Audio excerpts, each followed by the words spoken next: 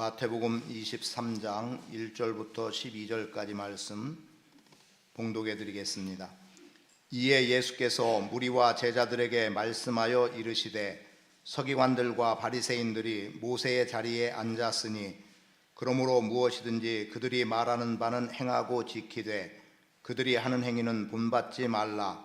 그들은 말만 하고 행하지 아니하며 또 무거운 짐을 묶어 사람의 어깨에 지우되 자기는 이것을 한 손가락으로도 움직이려 하지 아니하며 그들의 모든 행위를 사람에게 보이고자 하나니 곧 그 경문띠를 넓게 하며 옷수를 길게 하고 잔치의 윗자리와 회당의 높은 자리와 시장에서 문안받는 것과 사람에게 랍비라 칭함을 받는 것을 좋아하느니라. 그러나 너희는 랍비라 칭함을 받지 말라. 너희 선생은 하나요 너희는 다 형제니라. 땅에 있는 자를 아버지라 하지 말라. 너희의 아버지는 한 분이시니 곧 하늘에 계신 이시니라. 또한 지도자라 칭함을 받지 말라. 너희의 지도자는 한 분이시니 곧 그리스도시니라. 너희 중에 큰 자는 너희를 섬기는 자가 되어야 하리라. 누구든지 자기를 높이는 자는 낮아지고 누구든지 자기를 낮추는 자는 높아지리라. 아멘.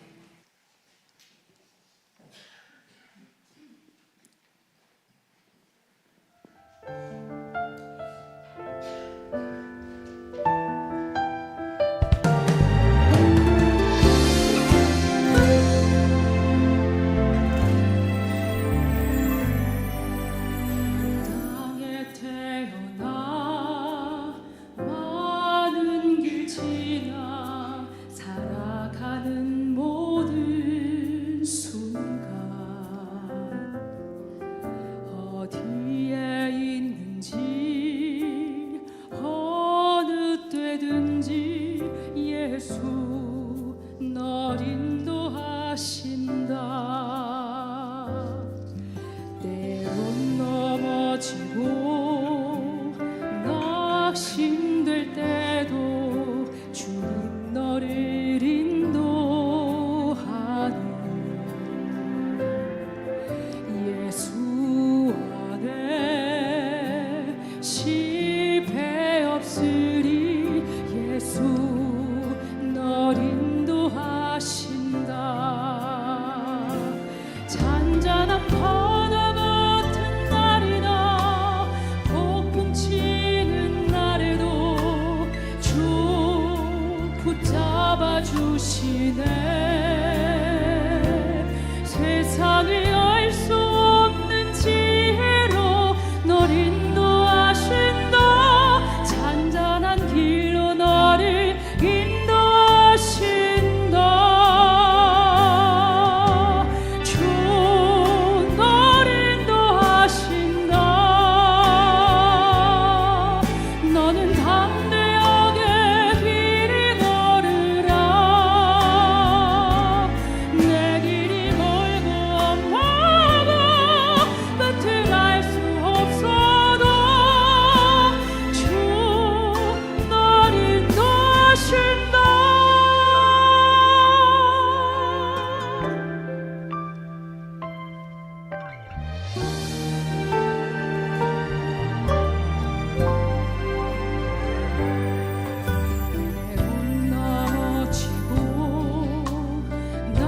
힘들 때도 주님 너를 인도하니 예수 안에 실패 없으리. 예수 널 인도하신다. 잔잔한 바다 같은 날이나 폭풍 치는 날에도 주 붙잡아 주시네. 세상이 알 수 없는 지혜로 널 인도하신다. 완전한 길로 너를 인도하신다. 주 널 인도하신다. 너는 담대하게 길을 걸으라.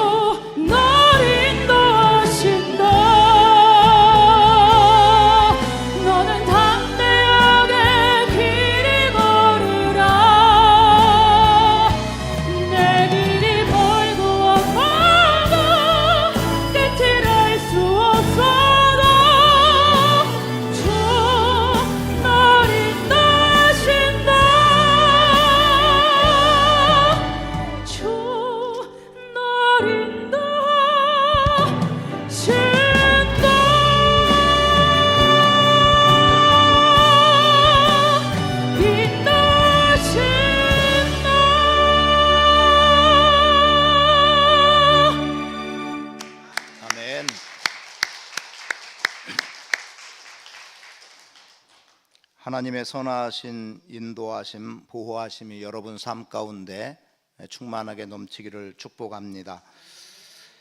간혹 우리는 누군가의 말이 현실성이 없어 보이거나 지나치게 과장됐다 하는 생각이 들면 속된 표현 같기도 한데요, 야 뻥치지 마라, 이런 표현을 쓰곤 합니다.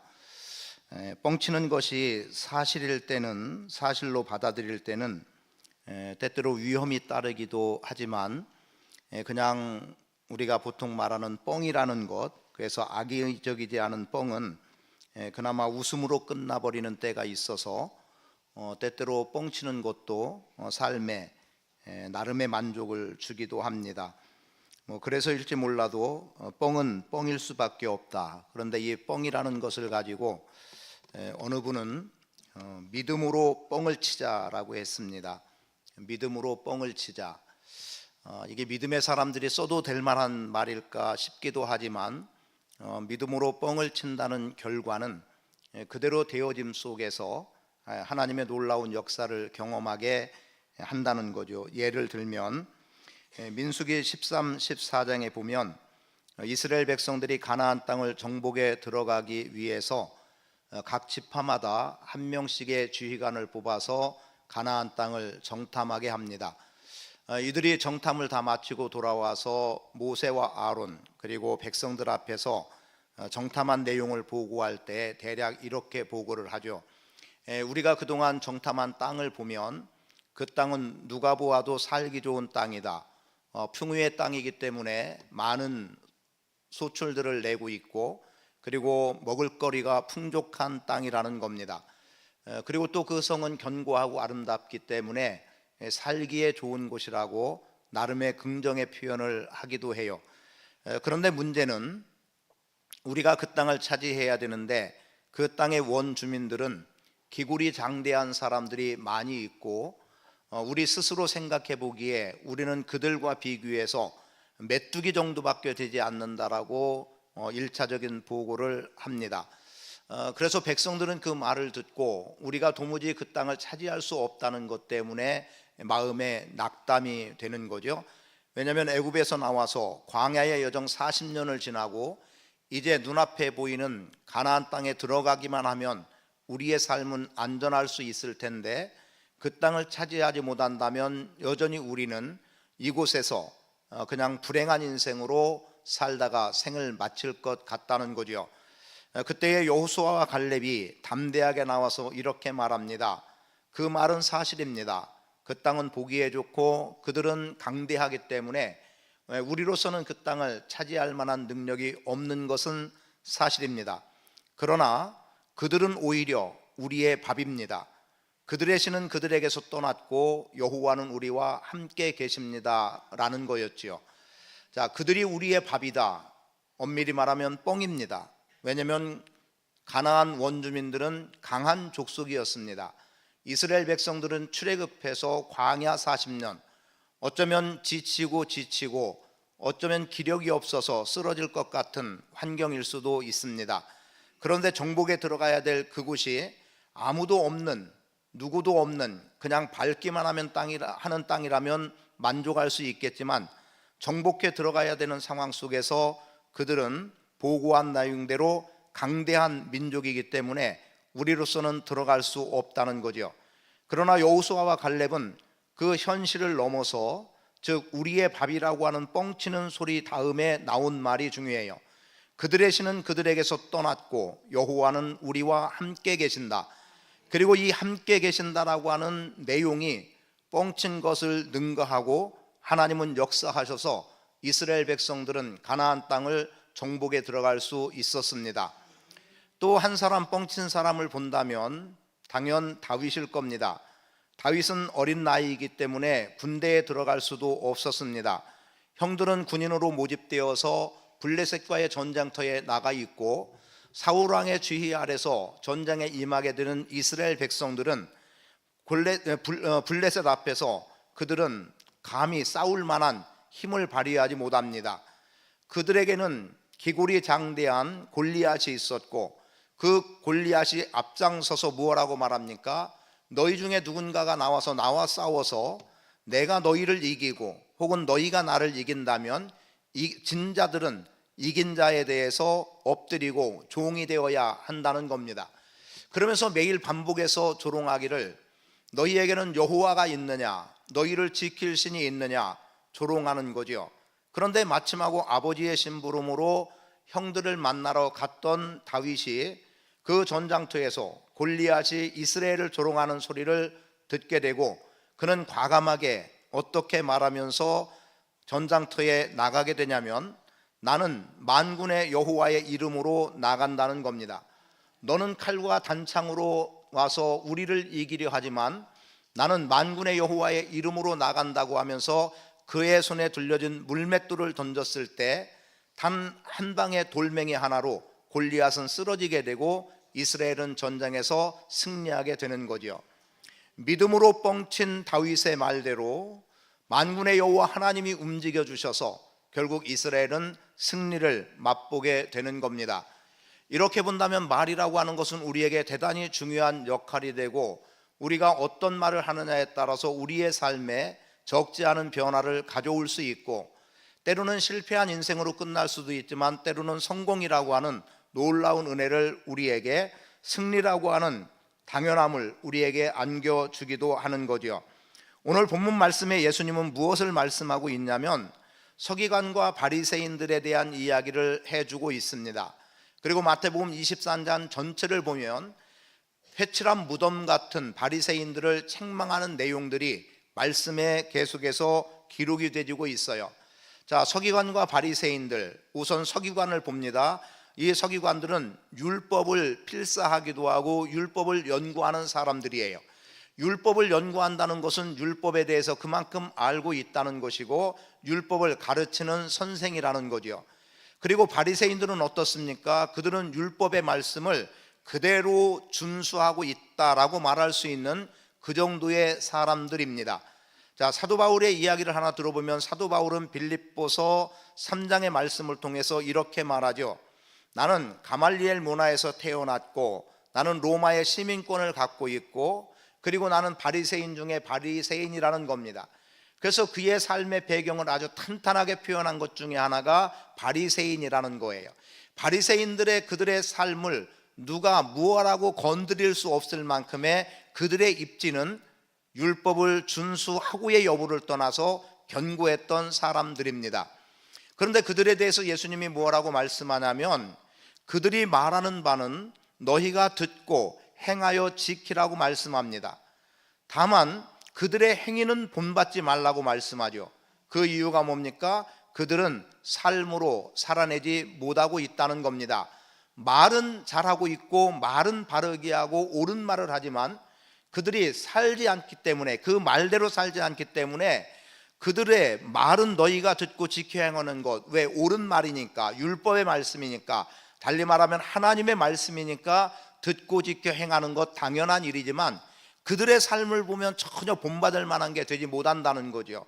왜냐하면 그들의 삶은 외식적인 삶, 가식의 삶, 그리고 오히려 섬김으로 가득 찬 섬김을 받으려고 하는 그 가득한 마음으로 삶을 살아가고 있기 때문에 그들의 삶을 본받지 말라고 말씀하고 있습니다. 서기관과 바리새인들은 율법 선생이 앉아있는 의자에 앉아 있습니다. 무슨 말인가 하면 2절의 말씀에 서기관들과 바리새인들이 모세의 자리에 앉았다. 모세의 자리라고 하는 것은 모세는 하나님께로부터 율법의 말씀을 직접 받았지요. 그리고 그만큼의 영적인 권위가 있었던 사람입니다. 그러면 이 모세의 의자에 앉았다라고 하는 것은 회당에 율법을 연구하고 가르치는 자의 의자가 있었다는 거죠. 그 자리에 앉아서 그들은 말을 하는 거예요. 지금으로 말하면 강단에서 목사가 설교하는 것과 똑같은 이미지가 될 겁니다. 그리고 모세의 의자라고 굳이 표현한다면 거기에는 모세와 같은 영적 권위가 부여된 자리가 되기도 하겠고 어쩌면 모세를 대신해서 앉아있는 자리가 된다고 보아도 좋을 것 같습니다. 그리고 그 자리에서 율법을 가르치니까 이 말씀은 절대적인 거고 그 말씀을 듣고 행해야 되는 것 당연함이 따랐던 겁니다. 예수님은 그들이 하는 말 무엇이든지 다 행하고 지키라고 말합니다. 그 말은 맞는 말이고 옳은 말이고 율법이고 하나님의 말씀이기 때문입니다. 다른 말로 말하면 그 말은 정답이 되는 말이기 때문에 그렇게 말대로 살아가라고 말씀하고 있는 거죠. 제가 종종 어린아이들의 이야기를 하곤 합니다. 교회 아이들 얘기입니다. 어제 이제 엄마 아빠를 따라서 식사봉사하는 엄마 아빠를 따라서 나와서 그들은 놀고 있었어요. 지금 여기 휠체어를 타고 올라올 수 있는 경사로에 두 명의 아이가 있었습니다. 하나는 정지영 집사님의 아들 도연이었고 하나는 박종선 집사님의 딸 서연이었습니다. 도연이는 앉아있고 서연이는 서 있다가 갑자기 도연이가 여기에 누워도 돼요? 이렇게 이야기하는 거예요. 누우면은 옷이 먼지를 위에 묻을 것 수밖에 없잖아요.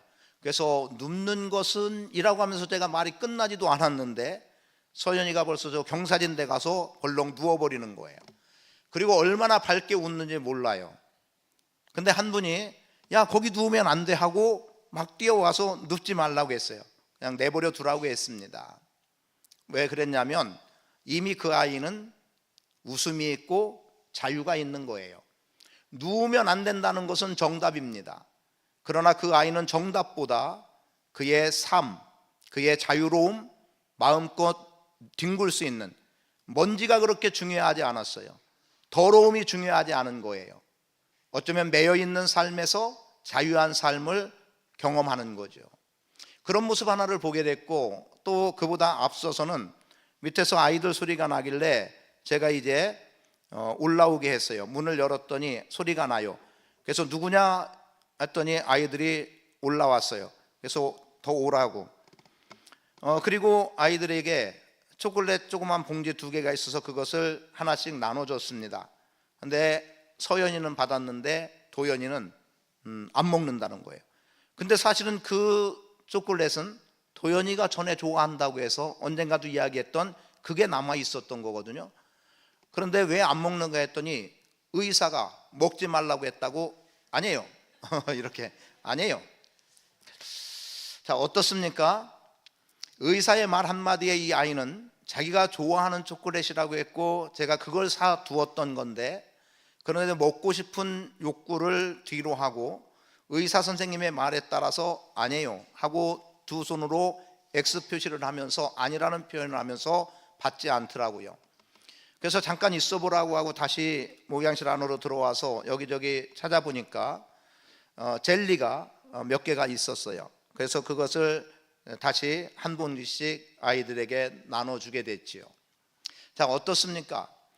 그 아이들은 선생님의 말에 또는 의사 선생님의 말에 그렇게 하라면 하는 아이들이에요. 부모의 말에 그렇게 순종하는 아이들입니다. 그렇게 순종이 뒤따르면 부모의 말이 됐든 의사의 말이 됐든 그 말은 옳음이 되는 거죠. 그런데 순종을 하지 않으면 누군가의 말은 그릇됨으로 흩어지게 되고 말 겁니다. 설령 부모의 말, 어른의 말은 옳아도 아이는 지금 그것이 옳은 게 아니에요. 아이는 뒹굴면 그게 옳은 거예요. 그리고 거기에서 웃음이 있고 거기에서 기쁨이 있고 만족함이 있고 자족함이 있는 거예요. 지금 바리새인과 서기관들의 말은 옳음입니다. 그것은 마땅히 하나님의 백성이라고 불려지는 사람들이 그렇게 살아야만 되는 거예요. 그런데 정작 그들은 어떻게 했느냐? 말은 풍성하게 했고 말은 무지무지 많이 했지만 결국 백성들은 그들의 말을대로 행하기에는 너무나도 어렵고 벅찼던 겁니다. 그래서 예수님은 말씀하고 있는 거죠. 그들의 말은 지켜 행하라는 것에 있는데 백성은 또 마땅히 지켜야 되니까 힘들어도 그렇게 살려고 애쓰고 있는데 정작 그렇게 말한 사람들은 그렇게 살아가지 않음으로 인해서 좀 더 표현한다면 아니 쥐들은 우리 보고 이렇게 살라고 하면서 쥐들은 그렇게 안 살면 왜 우리한테만 이렇게 살라고 하지? 라는 말이 될 수밖에 없는 상황이었습니다. 율법의 권위가 있지만 그들의 말은 결코 옳음이 될 수 없었다는 거죠. 우리도 마찬가지입니다. 말로는 얼마든지 꾸밀 수 있고 과장할 수 있어요. 말 그대로 뻥치는 인생으로 살아갈 수도 있습니다. 그런데 내가 뻥치는 정도라 하더라도 믿음의 뻥은 거기에 행동이 따라와야 된다는 거죠. 그럴 때 그것이 승리하는 결과를 가져오게 되는 겁니다. 그래서 예수님은 이렇게 말만 하고 삶으로 자신들의 가르침을 행하지 않는 그들에 대해서 행위는 본받지 말라고 말씀하고 있었던 겁니다. 그러면 그들의 행동 하나를 볼까요? 그들의 행동은 사실 예수님께서는 경계하는 행동이었습니다. 그래서 그들의 행위는 본받지 말라고 말씀하고 있지요. 서기관과 바리새인들은 모세의 권좌에 앉아 있지만, 그래서 그들의 말은 영적인 권위가 있는 것 같았지만, 그리고 그들의 말을 거역하면 죄라고 하는 결과를 가져오는 것밖에 되지 않았지만, 오히려 그들의 가르침은 무거운 짐이라고 말합니다. 4절의 말씀에 보면 또 무거운 짐을 묶어 사람의 어깨에 지우되 자기는 이것을 한 손가락으로도 움직이려 하지 않았다라고 말합니다. 보통 이 부분에서 학자들은 이렇게 말하죠. 하나님께서 모세에게 주신 10개의 계명을 장로들의 유전으로 만들었다는 거예요. 613개로 쪼가리 내놔서 도무지 지킬 수 없는 그러한 규례로 만들어 놨다는 겁니다. 숫자 개념으로만 보면 10가지는 그래도 지킬 만할 수 있을 것 같아요. 물론 10개니까 적은 숫자라고 표현하면 그럴 수 있지만 613가지의 내용은 도대체 그런 내용이 있는지조차도 모르고 살아갈 수밖에 없을 것 같습니다. 보통의 사람이라면 그럴 것 같아요. 그러면 어떤 행동을 했을 때 누군가가 와서 너 몇 항 몇 주에 의하면 너 죄, 어디에 의하면 너는 이러한 죄라고 그렇게 단죄해버리면 하나님의 말씀으로 살아가야 될 백성들은 정죄의식에 빠져버리고 말고 스스로 죄인이라고 하는 굴레 속에서 자유롭지 못한 인생을 살 수밖에 없는 겁니다. 조금 전에 이야기한 대로 야 거기서 뒹굴면 옷 버리잖아, 그게 정답은 정답이지만 그렇게만 몰아간다면 아이들은 자유로움 없이 자랄 수밖에 없고 웃음 없이 자라는 아이가 될지도 모를 일입니다. 오히려 아이들은 벌렁 드러눕고 뒹구는 것이 더 그들의 삶에 만족이 되는 거고 건강하게 자라는 모습이 될 수도 있는 거죠. 지금 서기관과 바리새인들은 말만 하는 사람들이었습니다. 그들은 말만 하고 행하지 않았습니다. 말만 하고 행하지 않았기 때문에 그들의 말은 오히려 진실이었고 참이었다 하더라도 결과는 거짓일 수밖에 없고 위선일 수밖에 없는 거죠. 그리고 예수님은 실제로 이러한 위선적인 행동을 경계하실 수밖에 없었습니다. 그걸 다른 말로 말하면 서기관들과 바리새인들은 잎만무성한 무화과 나무였습니다. 저는 개인적으로 잎만무성한 무화과 나무가 되지 않기를 많이 기도합니다. 그 잎은, 잎사귀는 뭘 말합니까? 저는 말로 표현하는 거예요. 목사가 설교를 하기 때문에 말만 무성한 목사가 되면 안 되겠다는 거죠. 그리고 전한 말대로 다 그렇게 저도 살아낼 수는 없지만 또 이미 살기 때문에 전하는 건 아니지만 하나님의 말씀을 함께 나누고 전하는 속에서 나도 그렇게 살아가야 되겠다는, 살고자 하는 거룩한 열망은 가지고 있습니다. 다만 다 살아내지 못할 뿐입니다. 그런데 서기관과 바리새인들은 살려고 하지도 않는 거예요. 말은 던져놨고 그렇게 해야 된다는 거죠. 그래서 짐은 지워놨는데 한 손가락도 움직여서 그들의 어려움과 무거움을 해결해 주려고 하는 삶은 전혀 갖고 있지 않다는 겁니다. 그들은 자신들의 행위를 사람에게 보이고자 했습니다. 그래서 어떻게 했냐면 5절 말씀에 보니까 그 경문의 띠를 넓게 하며 옷수를 길게 했다라고 말합니다. 이 말은 무슨 말이냐면 경문이라고 하는 것은 조그만 각이에요. 갑. 그런데 그 속에 성경 구절 율법의 말씀이 담겨 있는 거죠. 그 말씀을 몸에 지니는 것은 내가 이렇게 살겠다는 거룩함의 고백이 될 수도 있는 거예요. 그래서 그것을 긴 그 가죽끈으로 해서 팔에다가 칭칭 감아서 어딘가에 매답니다. 그들의 전통 의복에 보면 그런 것들이 보여져요. 그런데 이들은 어떻게 하냐? 말 그대로 조금 하면 돼요. 그리고 어쩌면 감출 수도 있을 만큼의 크기면 되는 건데, 왜요? 그건 자기 자신의 일이기 때문에. 그런데 남에게 보이기 위해서 커다랗게 만들어서 팔뚝에 이만큼 보이게 한다. 좀 과장된 표현이 되겠지만 그래서 그게 거추장스러우리만큼 크게 만들어 놓고, 야 봐라, 나 이렇게 하나님의 말씀대로 살고 있다, 내 몸에는 하나님의 말씀을 지니고 있고 나는 그렇게 산다고 하는 것을 사람들에게 보여주는 겁니다. 옷이 주는 의미 가운데 하나도 여러 의미가 있겠습니다만, 옷술이 적당한 크기면은 옷이 보기에도 좋은 거예요. 그런데 옷술을 길게 늘여놓고 어떻게 합니까? 나 봐라, 이렇게 경건하게 살고 있지 않냐는 경건의 옷으로 둔갑을 시키는 거죠. 실제로 바리새인들이 행한 일 가운데 이런 일이 있습니다. 기도하는 내용 가운데 이렇죠. 한 바리새인이 어떻습니까? 부자요 바리새인이 큰 네거리 어귀에 서서 두 손을 하늘을 향하여 높이 들고, 하나님, 내가 하나님의 백성됨에 감사합니다. 나는 일주일에 2번 금식을 합니다. 11조를 합니다. 저기 저 세리처럼 나는 죄를 짓지 않았습니다라고 그들은 자신의 행위를 드러내고 있어요. 그러나 주님은 뭐라고 말합니까? 그의 기도를 하나님이 들으심이 아니라 저쪽 한 구탱이에서 세리, 죄인으로서 가슴을 치면서 마음을 찢으면서, 하나님, 나는 죄인입니다. 하나님 앞에 설 수 없는 죄인, 하나님을 바라볼 수도 없는 죄인, 그래서 고개도 들지 못하고 통회하는 눈물을 흘리는 그 죄인 세리의 기도를 하나님은 받으신다고 말씀하고 있죠.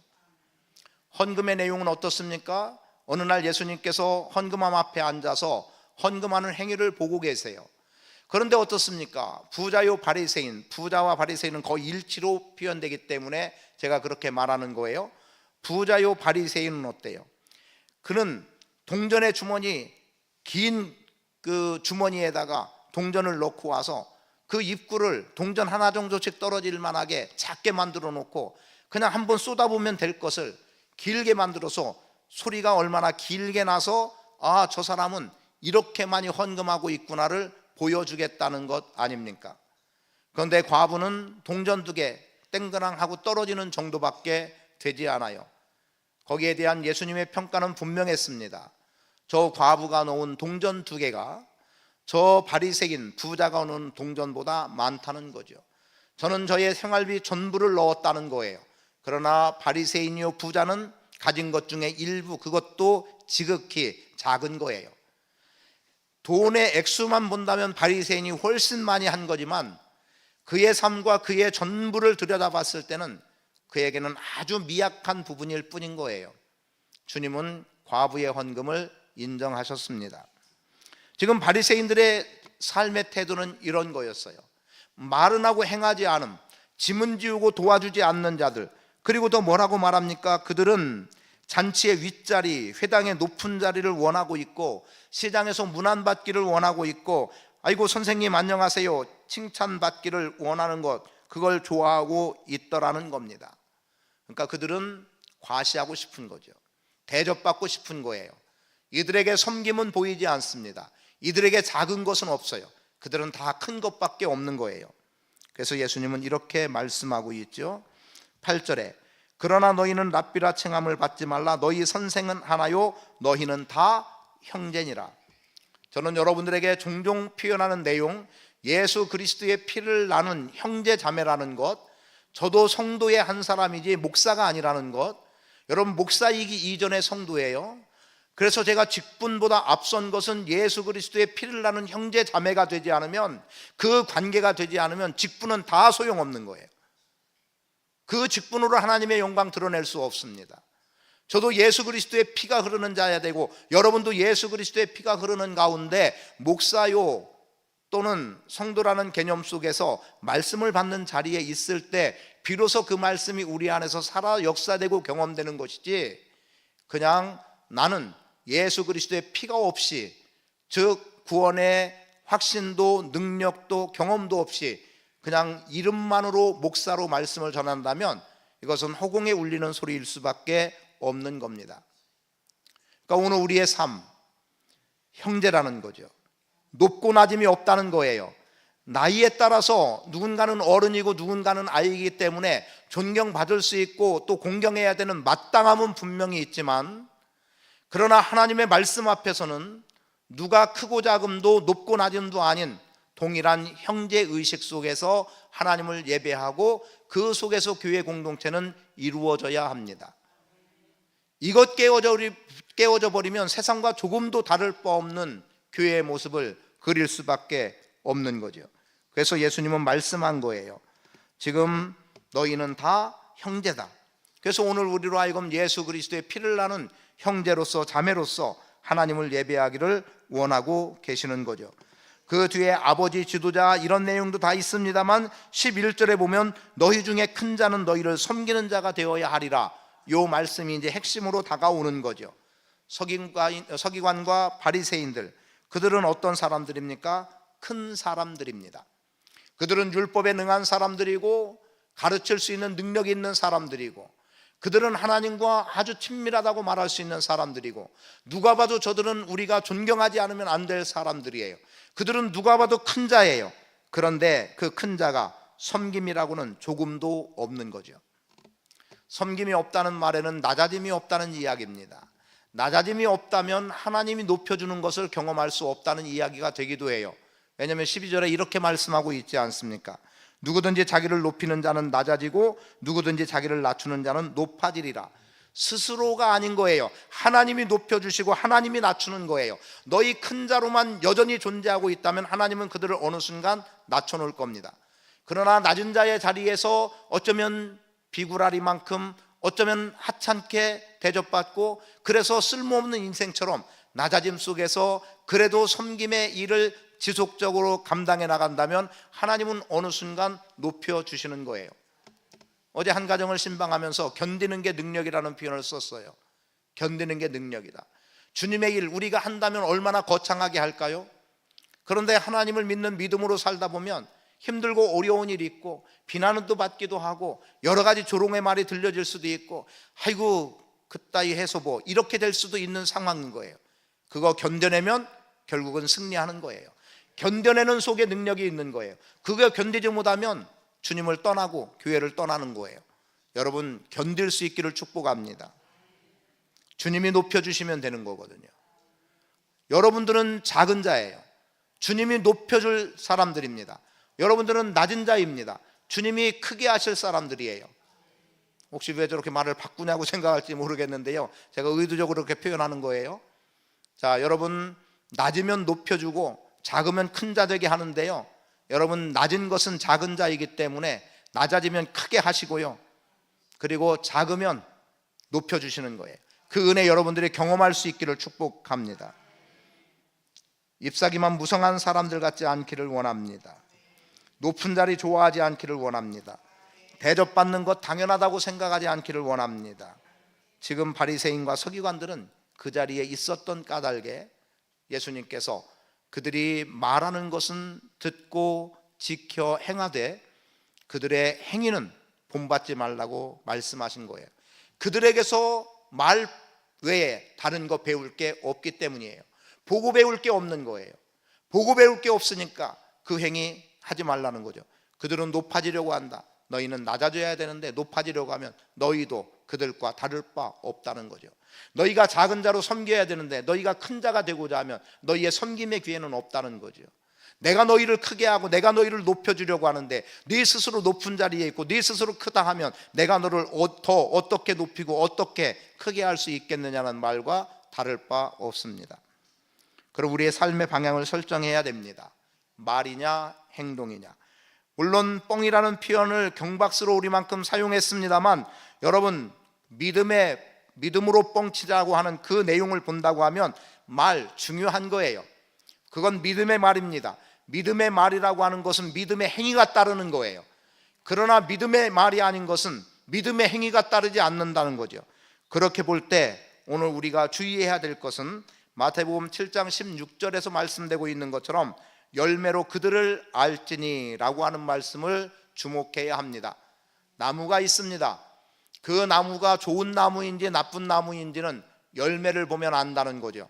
좋은 나무는 좋은 열매를 맺고 나쁜 나무는 나쁜 열매를 맺는다. 좋은 나무가 나쁜 열매를 맺을 수 없고 나쁜 나무가 좋은 열매를 맺을 수 없다는 당연함의 말씀을 가지고 열매로 그들을 알지니 라고 말씀하는 거예요.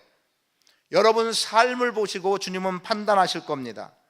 여러분의 삶 속에서 드러나는 믿음의 열매를 주님은 보기를 원하실 거예요. 여러분 열매 없는 잎만 무성한 무화과가 돼서는 안 됩니다. 그런 나무가 돼서는 안 돼요. 잎이 있으면 잎에 합당한 열매가 보여져야 됩니다. 주님이 원하시는 것은 잎사귀를 원한 게 아니에요. 주님이 원하시는 건 열매였습니다. 먹을 열매가 내 배를 채우고 배고픔을 해결해 주지, 눈에 보기에 좋은 푸르름의 잎사귀가 내 배를 불리게 하는 게 아니에요. 어제 어떤 꽃, 그게 난 같았어요. 근데 꽃잎이 작아요.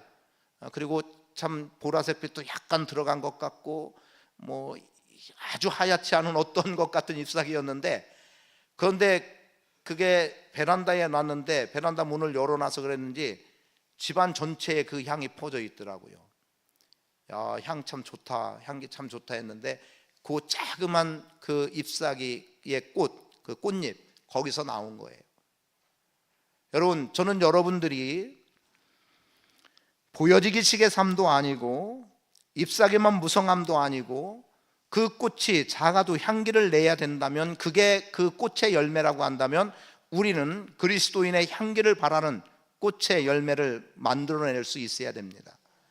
그리고 누군가가 먹어야 된다면 먹을 수 있는 익은 열매로 눈앞에 보여질 수 있어야 돼요. 물론 전제했습니다. 다 그렇게 살아갈 수는 없어요. 온전하게 그 일을 100% 성취해 나갈 수는 없습니다. 그러나 10개 중에 하나라도 내가 그렇게 살겠다는 믿음의 결단들 우리 안에 필요합니다. 여러분, 섬기는 자가 되시기를 축복합니다. 작은 자의 삶을 살기를 축복합니다. 말과 행동이 가능한 일치되도록 애쓰는 노력 필요합니다. 그때 주님께서 높여주실 것입니다. 쉽지 않지만 행함이 없는 10마디 말보다 행할 수 있는 하나의 행함을 통해서 여러분들의 믿음을 보이는, 행동하는 삶을 사는 방향을 선택해 나갈 수 있기를 축복합니다. 찬송가 455장 하나